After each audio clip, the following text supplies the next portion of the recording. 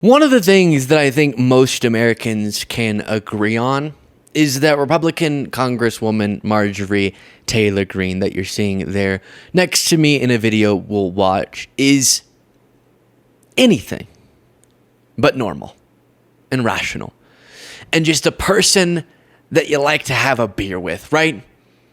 You'd be sitting there at a bar and all of a sudden she would start ranting about how Hillary Clinton killed a bunch of people, and one of the conspiracies she endorsed one time back before she was a congresswoman was then Clinton cut off the face of someone and I guess wears it for herself Link in the description of this video for the Investigating Marjorie Taylor Greene video. We go through all those conspiracy theories. But back to this.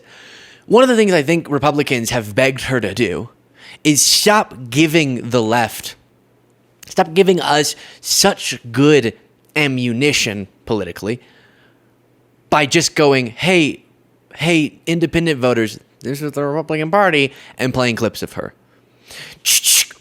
I'm gonna kill socialism, yeah. Like those sorts of videos of her that are wild. And so she's trying in the video you're about to watch to pretend to sort of cosplay as a normal person.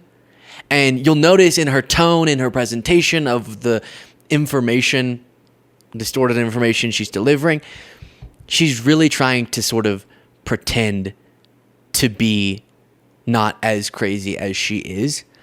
It doesn't work, and I'll show you another clip from an event that's a little bit back to the Marjorie Taylor Greene we've all, learned to know and love. Is that the phrase? No, anything but it. But here's her trying to be normal, and you'll see how it goes. Out to voters the real difference between the two candidates in the presidential race. Both of them have a record. President Trump has a record for 4 years. Vice President Kamala Harris has a record for nearly 4 years. Sorry, I know I'm going to play it, but you see? And Vice President Kamala Harris, which she never refers to Kamala Harris with the respect that she deserves, except for now as she's trying to win over swing voters. Have a record. President Trump has a record for 4 years. Vice President Kamala Harris has a record for nearly 4 years too. Highlighting the difference is so important for voters. These aren't new candidates; these are known candidates, and their actions can be judged. And I think that's important.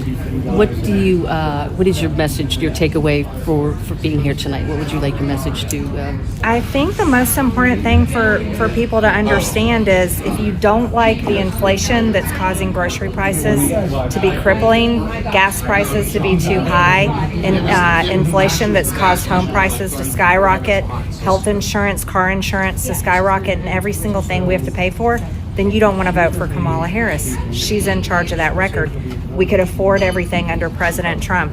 If people don't like the amount of illegal aliens in our country and the crime wave that's come with it, then vote for President Trump. His border security policies worked. Americans know it. They remember. Kamala Harris has a proven record of a wide open border and tens of millions of illegal aliens that have come in our country. All of these things are provable. They're on record, and it's pretty easy for voters. So the lies are still just as deranged, but and I'll address those. But are you also, if you're familiar with MTG, are you also having the feeling of who are you and where'd you take Marjorie Taylor Greene? You know what I'm saying? Who's this? New phone. Who dis? So the lies, again, before getting to a clip, I guess from maybe this event that she was at in somewhere, Texas maybe. But she made the two big points we hear constantly, right? The economy is terrible. It's all because of Kamala Harris and the border. And because you all have heard this a million times, I'll make it quick. But the big point she made was about inflation. Inflation's been painful. Absolutely. I'll just put it this way. Question to Marjorie. You explain to me, because you're the expert, this new tone of voice you have where you're acting like you're more rational. You could probably break this down for me. If Biden and Harris were so terrible in their impact on inflation, why did we bring down inflation faster and more effectively and then lower than all of our counterparts when you compare the major wealthy economies? Wouldn't it be the opposite? Because other economies, you'd have less bad, woke, socialist people handling them, and they would have gotten it down quicker after the worldwide spike in inflation because of all the supply chain problems and recovery efforts and corporate price gouging after the pandemic. Wouldn't that have been shown in that comparison? No. And obviously, when talking about recovery spending, Trump did way more of it than Biden, and then that impacts on delay. And so you would have to blame him as well. And then on the border, oh, she mentioned crime. She said a crime wave has gone along with it. She's just lying. It's the opposite. The opposite of a crime wave. It's the opposite of a wave. The tide like went away or something when it comes to crime. And we've seen lower than any time under Trump crime rates. And then on the border, it was people like Marjorie Taylor Greene obstructing one of the most aggressive border security bills that we've seen in modern American history because they didn't want to give Biden-Harris solutions to the problems they complain about. So with that being said, here's the next clip. The hypocrisy is unbelievable. Have those conversations with people. Say, okay, Kamala Harris wants to take away guns. Kamala is the pronunciation, thank you. She wants to take away semi-automatic guns. Guess what? That's most guns. Most guns are semi-automatic. Right. But every single man or woman that is providing protection for her is carrying one of the weapons that she wants to ban. This is the conversation you have to have with people. Kamala Harris also will ban free speech. She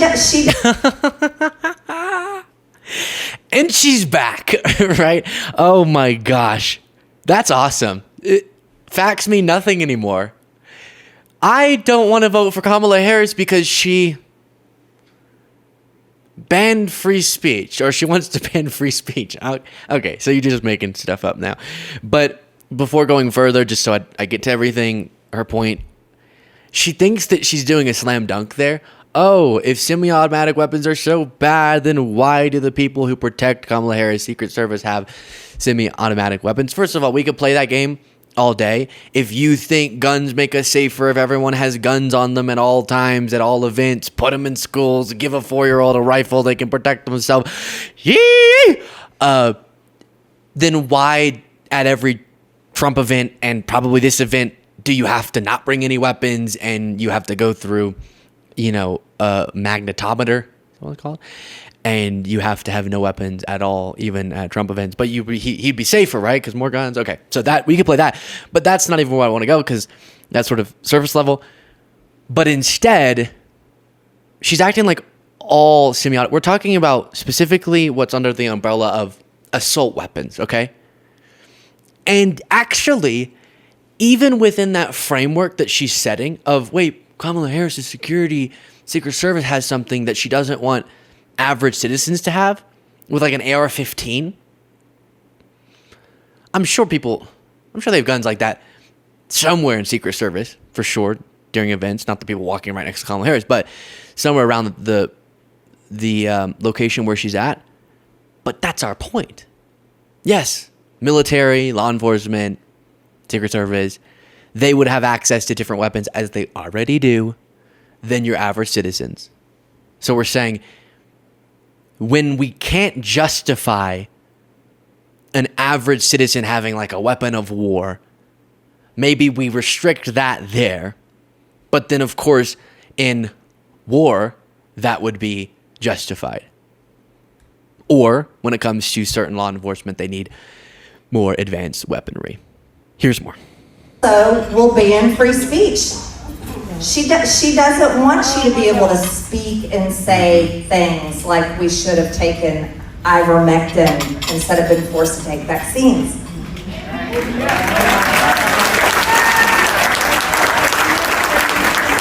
She doesn't want you to say that there's problems with the elections. She doesn't want you to complain. And we're watching it happen all over the world. We're watching Brazil ban X. We're watching other countries ban free speech. And this will definitely happen in America if Kamala Harris becomes president. Because who is she? She's that prosecutor, right? That tough prosecutor. Yeah. She's tough. She wants to crack down on Donald Trump. and his supporters, and she'll use the government to do it. They're already doing it. See, that's another thing. When we say this is what she will do, we can point at what she's doing right now. There's no argument. There's no argument. And this is why it's so perplexing to me that the polls have President Trump and Kamala Harris neck and neck. Yeah, that's perplexing, but not for the reasons you think. That got a lot crazier. Wow. Oh my goodness. She's gonna ban free speech because she doesn't want you to be able to say things. Nice. Like we should have taken ivermectin instead of the vaccine. Marjorie, what are you doing with your life? I'm glad you're being more transparent again at the event instead of whatever that interview was, but what is, I know this is an aggressive phrase, but kindly, what is wrong with you? That you would say, no, as we've learned more about ivermectin, we've learned it's not effective in treating COVID. And as we've learned more about the vaccines, we've learned that they've saved millions of lives from people dying of COVID. Why has it become more of a priority? This is about to be the most disturbing thing you've ever heard. It's true, though, but Marjorie Taylor Greene prioritizes more triggering the left than her own followers staying alive. Because she doesn't have any data that demonstrates what she's talking about, but she knows it's sort of the opposite of what liberals believe. They hate when we say this.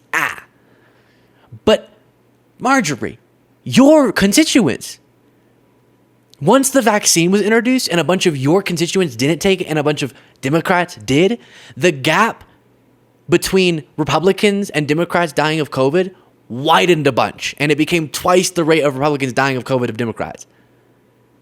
And you dare to say, meaning it's clearly because people weren't taking the vaccine, which is heartbreaking, and you dare to come out years later after we've already seen those studies and continue trying to get your own followers killed? All because it feels so good to see liberals like me triggered. Oh my gosh. And then what else did she say? She ranted about the free speech. Oh, and she's going to ban free speech because Brazil banned X. How does that connect? And then she says, and she's going to do it because we know she's going to do it. And then she's trying to think, that doesn't sound convincing, does it? That's a big claim. She's going to ban free speech. Her guy that she's supporting says the government should come down hard on media outlets he doesn't like, but it's our side that's going to ban free speech. And then she's thinking, okay, what's the good evidence? Oh, because they're doing it now. But they're not. That's the craziest thing. We don't even have to make the case for why they're going to do it in a future term because they're doing it now. Okay, well, how? Obviously. And maybe I missed some things, but just crazy. Let me know what you thought of that in the comments. Click the join button below to support the show and get the members only bonus show.